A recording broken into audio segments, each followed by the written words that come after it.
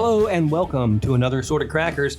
I'm Eric and I'm here with Lee and Wilson, and we are here to honor what might be the best time of year if you're a Memphian, because Memphis in May is definitely the time that we celebrate. It's a time that we show off our city, and it's a time that we enjoy ourselves because there's the Memphis in May World Championship Barbecue Cooking Contest. There's the Memphis in May Music Festival. There's a lot of other activities around it. So we're going to talk a little bit about, if you're in the area, how you can enjoy yourselves and maybe even some stories and memories from the times that we've enjoyed past Memphis in May experiences, because Memphis in May is here. What do you think, guys? Let's do it. Let's go.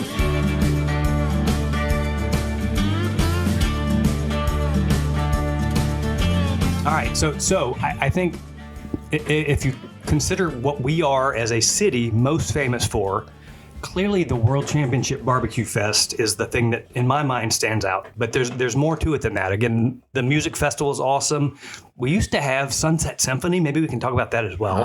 That was always awesome. There's That was always a great conclusion to Memphis in May. Yeah, so if you like festivals, if you like just kind of getting out, enjoying amazing weather, seeing all the blooming trees and the dogwoods and just this city showing off its true colors, this is the time to do it. So what are your thoughts? What do you look most forward to with Memphis in May? And maybe what have you enjoyed most as you grew up in this area? So historically, I think Memphis in May, it was always honoring a different country or somewhere else. So it was kind of a reach out to learn from another culture and learn how they do things and how we do things, and kind of celebrate that particular culture the whole month.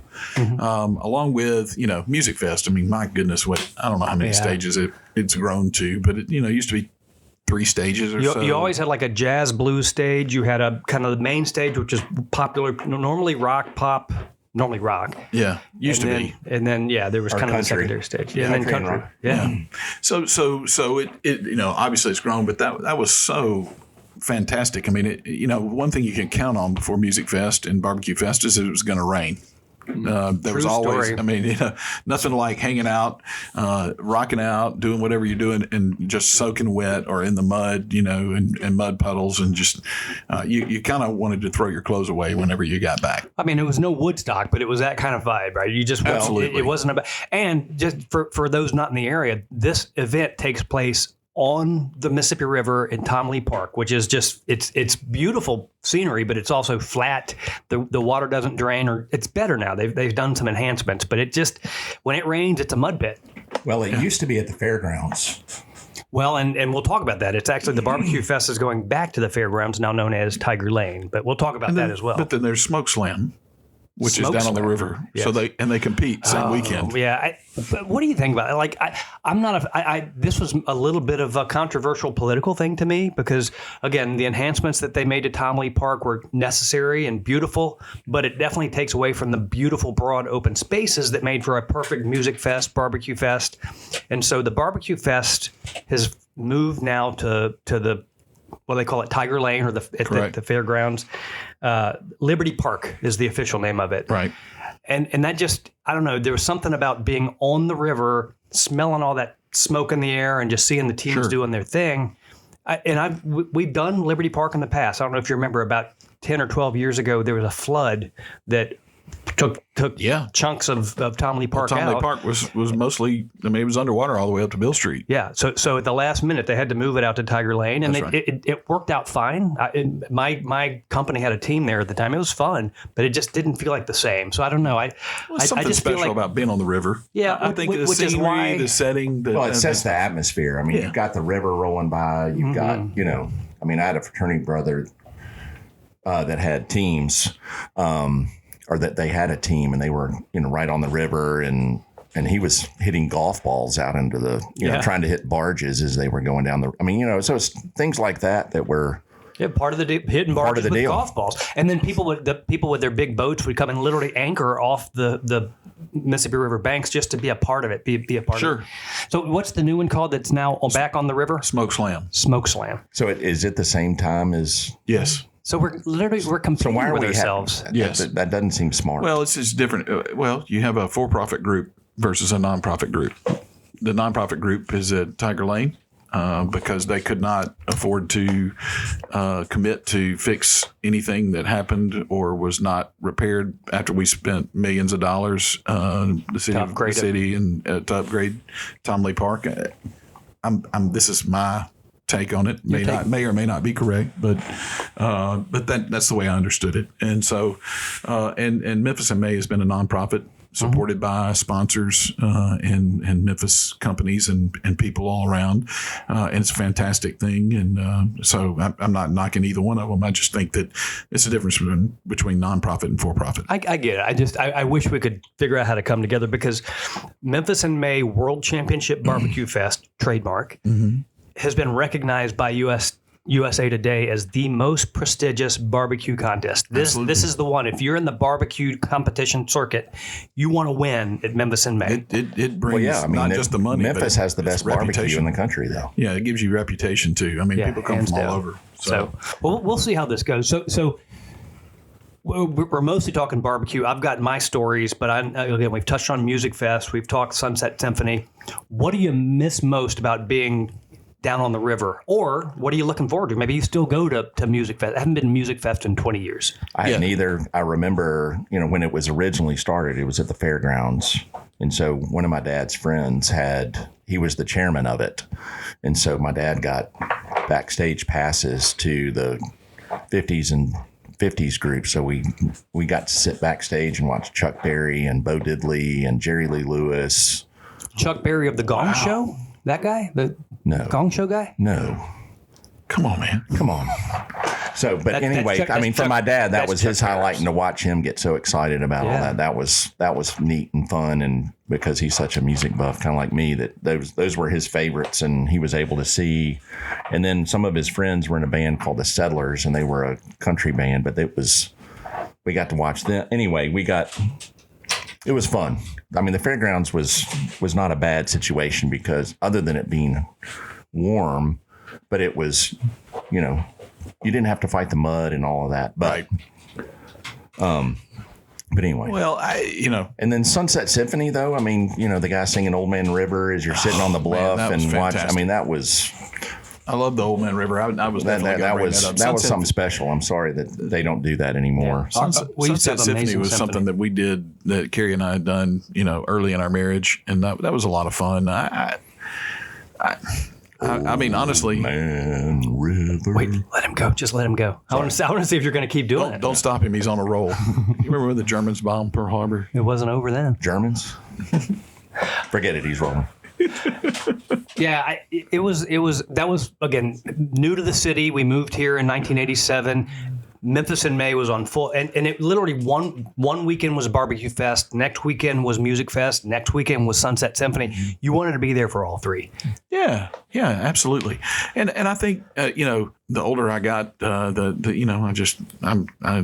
crowds were not my thing. Sure, I totally get that. And you didn't want to. I mean, like you said, the rain and you're fighting the mud and all that. Yeah, but I've become fair weather, but it is a big deal to a lot of people. If you love music, you're going to be at Music Fest. Yeah. And if you have a barbecue team, or you have a friend that has a barbecue team, you're going to go hang out there. That's the best way. If you have a place to sit and if you're just a bystander walking into Barbecue Fest, especially, it is not a lot of fun. At the beginning, before it got so big, you could walk by and sample everybody's. I mean, they were giving food out all the time, and then it got so big. Well, if you didn't have the health department stepped in and said, "Hey, wait a minute, government oversight, whatever." Government. But anyway, then it got so big that you had to know somebody that had a team to get into their booth. So were either of you guys ever on a team? I was not. My sister had a team, and then my fraternity brothers had a team. So that was fun to go down there. As long as you knew somebody. As long as you knew somebody. Polly was on a team? Yeah. That's awesome. Polly, I want to hear your experiences. Yes, right email in us, now. Polly. Right in now. now. To come on the show. It was a lot of work. I mean, and some of those booths were very extravagant. I mean, like double decker, and 2 stories, and my daughter is very involved in it. And from a standpoint, she works for the company that supplies the tents and the staging and all the extra stuff that goes on down there. So she spends a big job. Memphis in May is a big deal for her. Huge deal. She's getting ready to start spending 14-hour days in a trailer in Tomley Park, getting ready for setup.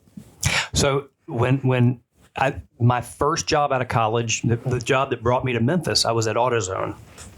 And AutoZone was big into Memphis in May. We had a booth every year.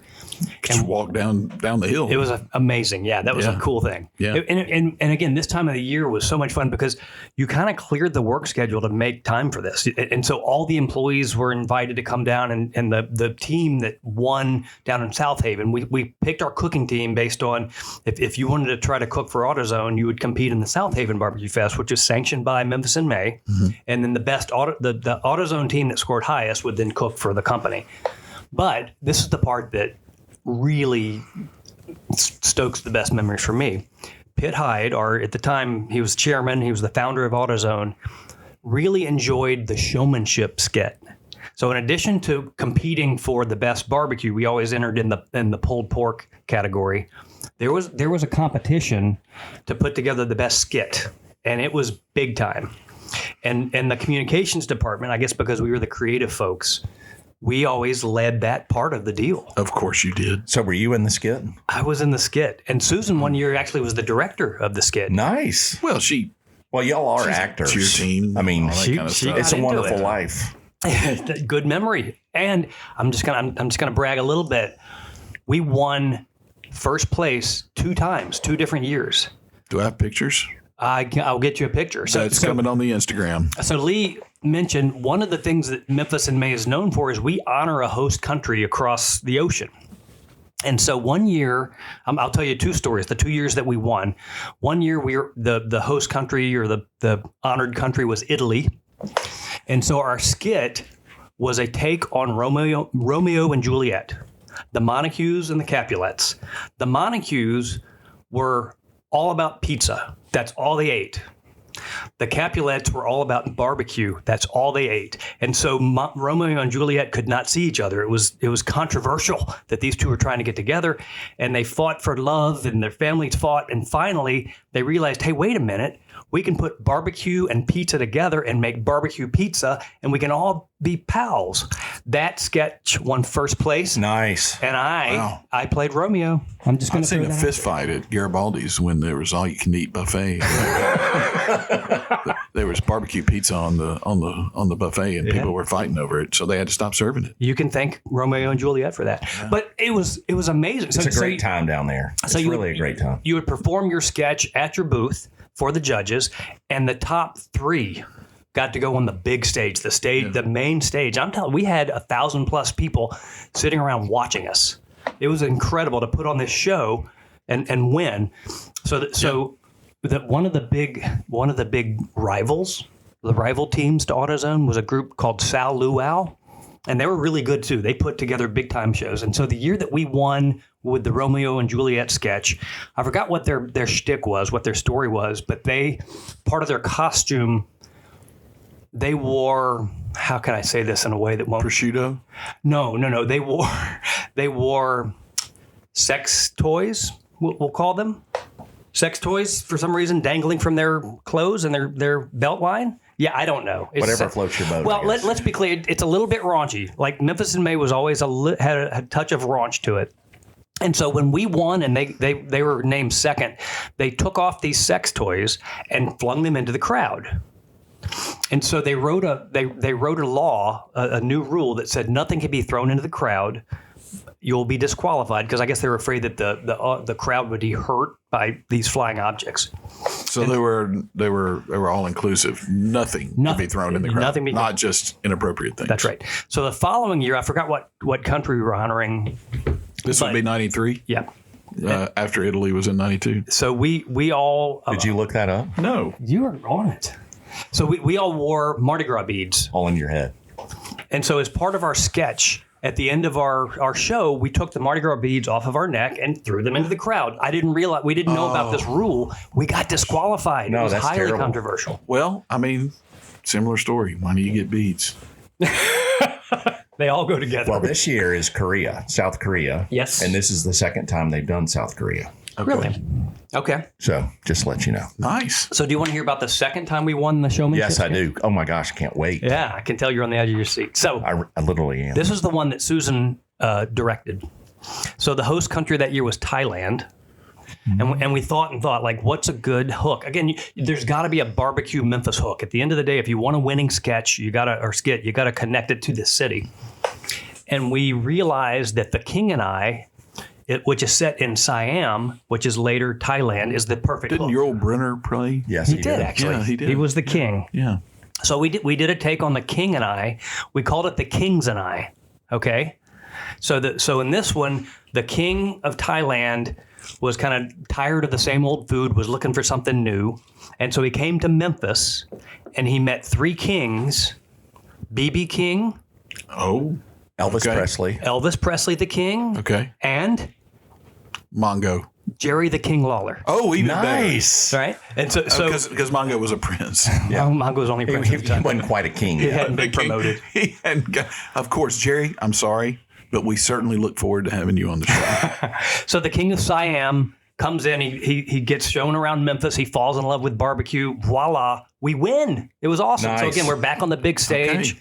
So yeah, there are definitely pictures of us in tunics from the year of Italy, and Stay tuned, I'll Instagram help family. You out. I help you out. But it was so much fun being at the booth. It was, you were just watching the crowds go by. You were enjoying the That's the key. smoke, like the smell of all that wonderful smoke. I'm not sure there's anything better. So how many music fests did you go to? I hadn't been to Music Fest in a long time just because going downtown and fighting all that. The funny thing was we never let Will go because of being the oldest, the first child. Yeah. You're like, you're not going down to that debauchery. Sorry, We're not Will. taking you. And then the funny thing is, like, Megan, we were like, I guess we were just tired parents at that point. And we are like, sure, just go. I Freaking can't go. fight this. I'm not fighting you on this. You want to go, you go. Yeah. I'm not. Megan and went Will every was year like, from the time she was 10 all the way up. probably. Yeah. And Will, other kids were like, I can't believe you let Megan go to Yeah. Music Fest and you never let us go. Yeah. And I'm like, well, I was just tired. I was just tired. I'm tired of Absolutely. fighting this. But I saw Black Crows at Music Fest Okay. one year. That was fantastic. Driving and Crying. I don't know if you remember them. Good college band. Great. Certainly do. Yeah. Yeah. Honeysuckle Blue. Honeysuckle Blue. It was my first concert at Ole Miss. Yeah. I'm trying. There was First date another. with my wife.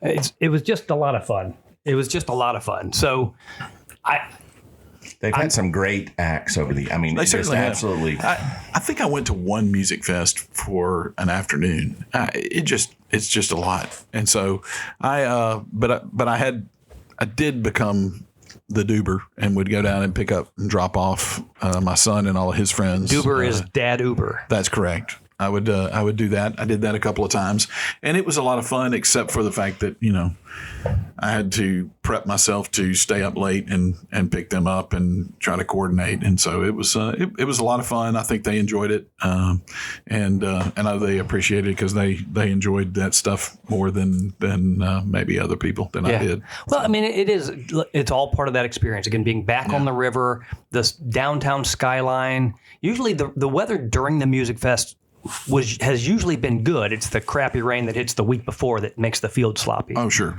And so that's all part of the experience as well. Yeah.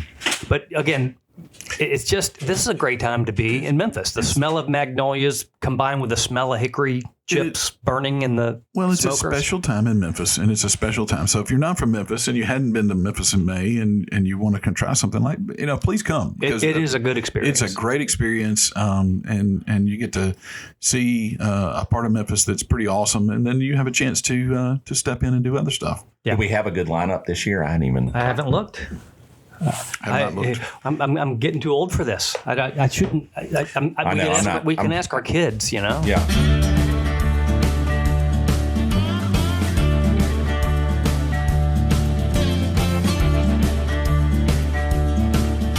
So, guys, let's take a turn. Ah.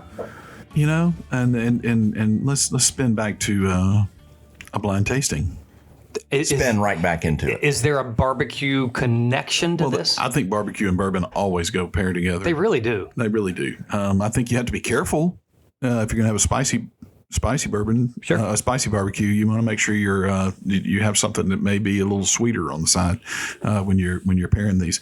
So today you have 3 Glencairns in front of you to taste. check them out. You got 1, 2, and 3. Tell me what you think about each nose. Are we smelling all 3 first? Yeah, smell all 3 first, and then tell me what you think, and then give them a taste, and then and tell me what you think. At the end of the day, these are all from the same distillery. They are all 100 proof. Oh, nice. They are. Let me check that. Okay. Confirm. He's confirming his facts here. Yeah, they are 100 proof. All 3. All 3. But they all are 3 different recipes. Okay. Same distillery, same proof, but same different proof. mash bills. Different mash bill, different recipe, possibly. Okay, in terms of some finishing. may have the same mash bills, some of them have different. So when you recipes. say, what's the difference with mash bill and recipe? Because so mash bill is the grains that are included in there, and Right. the percentage of the grains that are included in when you're mashing it up and distilling it. Yep. So the recipe has to do with the yeast. And so these are 4 roses. I'll just go on and disclose that. This is 4 roses. Well, you didn't have to do that, Like but you blew it. I mean, it's 4 roses. So fine. But the 3 unique glasses, thing, 4 roses. So Let's see 3 it. glasses of 4 roses. So what they've done this year is they've released. They have 10 recipes. So they have 2 different mash bills, and they have 5 different yeast strands that they use.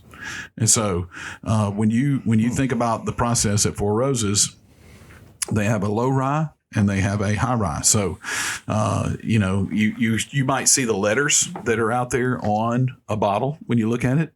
I believe the most common single barrel of 4 Roses is OBSV. So if you have the B stands for the 60% corn, 35% rye, and 5% barley. The mash bill E has 75% corn. It has 20% rye and 5% barley. So the difference in there is really the rye. So there's a low rye and a high rye mash bill. So, Okay. And so they released this year some single barrels that were out there that with the different strands, because they normally don't do that for everybody. You can do that if you're going and picking a barrel at the distillery, but you can't do that. They're not just released to everybody, and they're not proofed down to 100 if you do that, if you go pick a single barrel. So these are out there for mass consumption. So tell me what you think. So I like all 3. And the nose on all 3 is really good. There's a lot of consistency. Normally, it's like there are some things that are different when you taste, but the nose, there's a lot of consistency in all 3. For me, Yeah, I would agree with that. There is, but there's some. I'm picking up. so 2 is a little more of the earthy tobacco, whatever you want to call it. Less sweet. Yeah. I'll say it like 2? Two is a little more delicate on the nose. Is that what you're saying? Yeah. No, that's not what he's I'm saying. saying. I'm saying it's a little more tobacco, oak. I'm not getting as much sweet out of it. So if 1 is more, I would expect 1 to have a little bit more wheat, whereas 2 would have a little more rye. No wheats. Really? There's no wheat in there. Okay. None of these have Corn, rye, and barley. So 1 in my review has more corn, 2 has more rye. No, I got it backwards? Yeah. Well, what do I know? What do I know? But see, this is what's nice about this. All our noses are different, and we pick up different things, which makes it interesting. Yeah. Mm-hmm. And I've got to talk into the mic. A little bit more, just a little. It's fine. We're good. Well, we got these new awesome booms. We got the booms, and it's baby. just hard to get used to It's keeping okay. my face in front of it. All right. So which one do you like best? Have you One. tasted them? Nose wise, We got 1 on the nose. Yeah, 1. What about taste? I got a 1. I would say 1 Get the mic, buddy. is the best. 1 is the best nose. Sorry, We're gonna have to figure out how to put a faucet on the end of his boom so he can look right in the mic while he's drinking. There you go. just put a straw right off of it. I like it. So say that again, Wilson. 1 on the nose, Yeah. and then what's your favorite taste?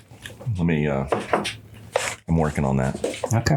One's got a little more heat to it. You're moving slow today. Usually you're the guy powering through it all. 2 is a little oakier to me. He's the speed demon. Lee is the speed demon. 2's a little oakier to me. Okay. Smell or taste? Taste. It's lighter on the nose It's more delicate on the nose, but it has some nice spice in the finish. On 2. Yes, that got the spice. I think one has a little more heat on the front to me, but that was which is interesting. Do you see my which point? is very very interesting because I think is that. I would say has the more rye content, but it sounds like you might be telling me wrong. See, I'm getting the same thing. And then 3 to me is kind of the blend of the two. But 3 sits right in the middle of 1 and 2. I think 3 is the smoothest. It is super smooth. It is. It's got some spice to it. The finish is actually better. So like 1 has more on the front. Yep. I would say 2 is smooth from front to back. And then 3 is smoother on the front and has a little more burn on the back. Mm-hmm. But that's just... Yeah, I mean, not. And when I say burn, it's not a... I mean, it's a nice hug, as we like to say. Good old hug. I do. And I think if I was leaning on this, I think I like 3 best. I do too. I would say actually, I would like 3 the best. I picked 1 best for the nose. Mm-hmm. I've gone back around the second time. 3 is the best full ride, the best taste. I think... For me. I think 2 is the weakest nose. Yeah, I would agree with that. I think 1's the best nose, but I think 3 is the best overall. Yeah. I think 1 and 3 are very similar on the nose.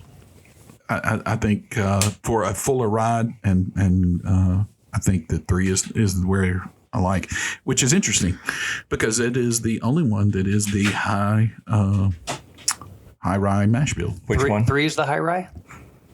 Is that what you're saying? That is correct. So break it down. I'm going to break it down. So 1. Wait. Yeah. I'm sorry. Listen. Wilson. Talk to me, Goose. I would say after the. Thank you, Top Gun. After the second sip of number 1, actually, I think it might be my favorite. You like 1? You're back to 1. Okay. Well, it's that first sip. The second sip was. It went down a little smoother after cleansing the palate. It is nice. It is. That's one of the things about bourbon. These are all. All 3 of these are fantastic. So I'm good with that. And I would say mine, if you want it, I would say 1, 3, and 2.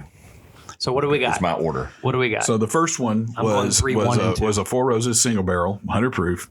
It is OESO is the recipe. OESO. OESO. The E is the low rye mash bill. The O brings in fruit and stuff, and so and then you find the different variables. The V is a delicate fruit. The K is a slight spice.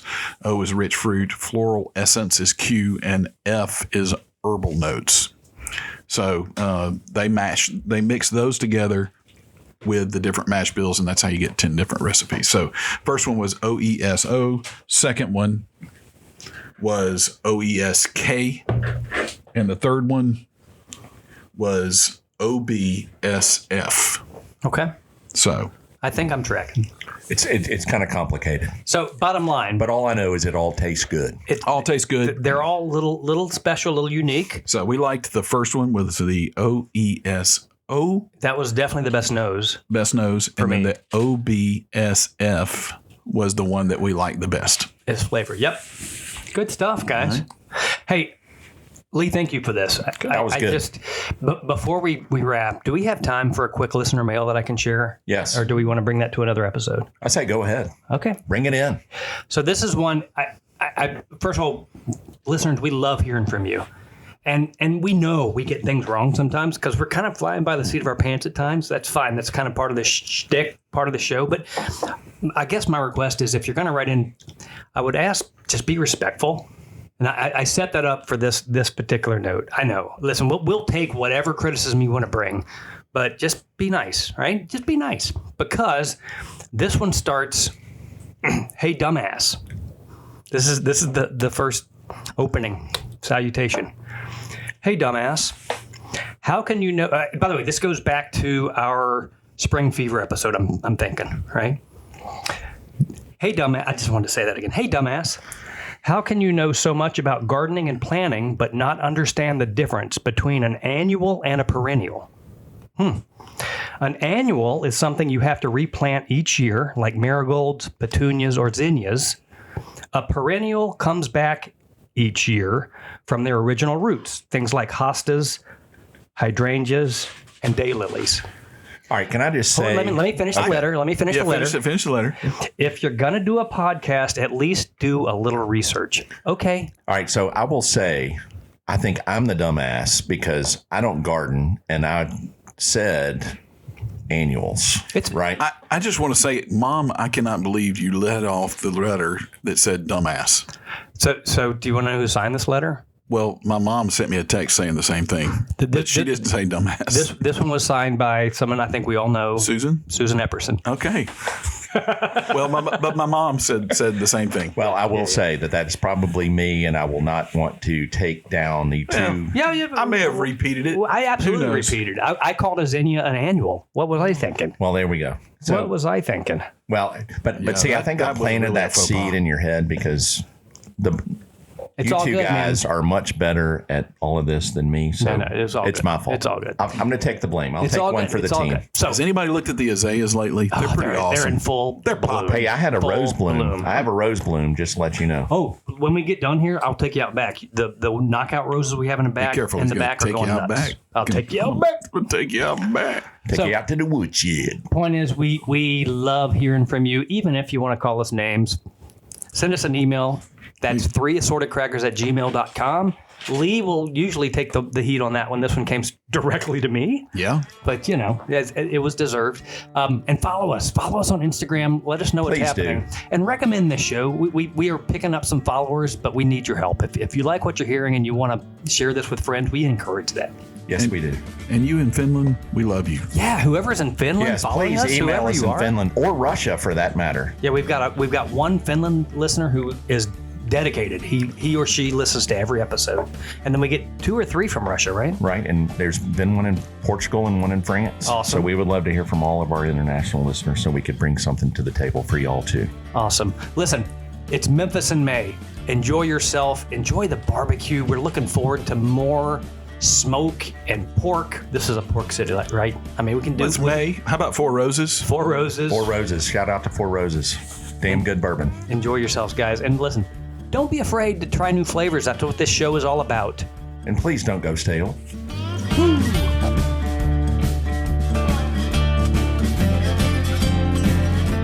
Yeah. Somebody needs to be a duber. Oh, Duber? Is that the dad Uber? Yeah, that's correct. So clever. I'll use that again. Duber. You guys ready? Unless your stomach hangs out farther than your duber do.